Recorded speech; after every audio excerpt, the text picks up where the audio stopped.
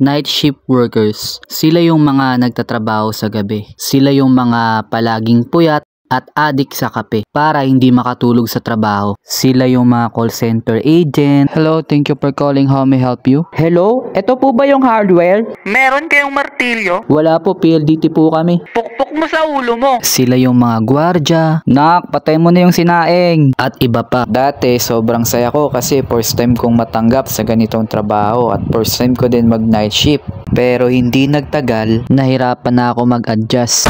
Ang hirap matulog kapag umaga, sobrang init na, ang ingay pa. Parang kakapikit ko pa lang, tapos papasok na naman.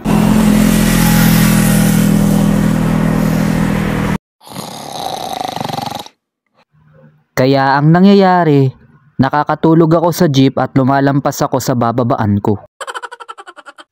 Meron pa nga dahil sa puyat, napasandal ako sa katabi ko. Tapos biglang huminto yung jeep kaya napayakap ako sa kanya.